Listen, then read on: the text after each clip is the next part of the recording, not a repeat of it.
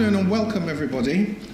It's a pleasure to have you here this afternoon and to engage you all in a conversation.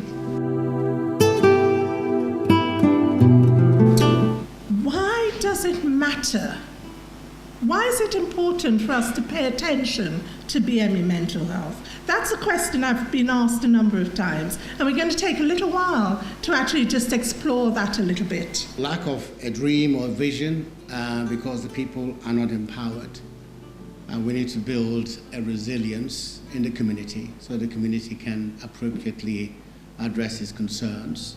Clinicians exist, managers exist, professionals exist, but they are sharing their skills with the people who are best placed to deliver that service. That's co-production. Well, the pastor in the church mentioned it in the church that Merton needs to start the initiative of helping the mentally ill in the community.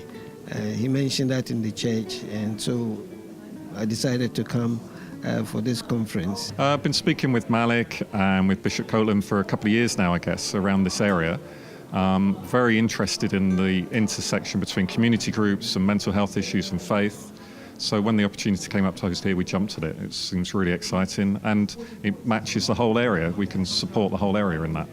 First of all, young, they are black, they have got mental health problems. They are the target community that we have that don't access mental health services. But yet here we are providing a service that is culturally sensitive in their church, that is acceptable to their community, that they are benefiting from.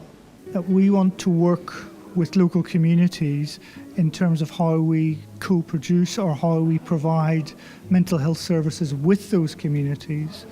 I don't think we can do that by ourselves. I think that happens through dialogue with communities in terms of how we provide services that are sensitive, that are culturally sensitive to their needs as they perceive them. I strongly believe that people in the community are the biggest resource, and I think we need to use their skills and their competencies to identify services and deliver services for them. Well, I feel very strongly about mental health anyway on a personal level, so I've always been wanting to do more from the community centre, certainly for sort of low-level mental health needs and getting more people aware of what it is and getting rid of stigma about poor mental health. So what I heard was very much kind of what I've been thinking, although I put into words some of the stuff that's been quite vague in my own mind. So if we can get some momentum, it'll be really exciting.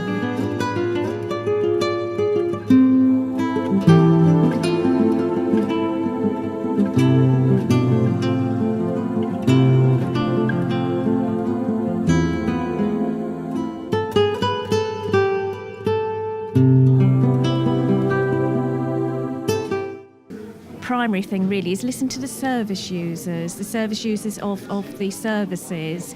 You know, they're on the front line, and they're carers and families. They're an integral part of the team of support. I think co-production is actually the only way forward, because from what I've heard in the discussions, even from the commissioners, they know that it's difficult to know how to divide up the pots of money that they have. And therefore, we have to turn things upside down so that the service users, the people who are really feeling the need, that they are the ones that should be able to say the help that they need. Well, one of the things that, I'm taking away, which it hurts, but you're having people making decisions for people suffering with mental health, but they haven't a clue what it is just to have an anxiety attack. Because all they're doing is looking from a professional point of view where they can make cuts, and you cannot cut the service that is doing someone well just for the sake of profit. So I'm hoping that co-production will extend a lot of the views and ideas and encourage people to come and talk about their problems. Budget cuts are always a challenge. We have to provide the best services for what we have. I think the best services are still working with communities, working with individuals. So whether we were short of money or lots of money, I think it's the same message. We need to work with communities to provide the kinds of services that they need. I think the response has been very positive. People have warmed to it, and you could see the passion that people have in picking up. And it resonates with people in terms of their experiences, their family members, their community members, the people they're dealing with. And there's a lot of energy to move forward. And I'm encouraged by that, because it means that some of the agencies, the churches within the Merton community have recognized that they have a role to play, they're valuable and they're valued. And what's made it even more encouraging is that the Mental Health Trust is saying, yes, we want you to work with us, we want you to help us, and that bodes well for a stronger future, I think.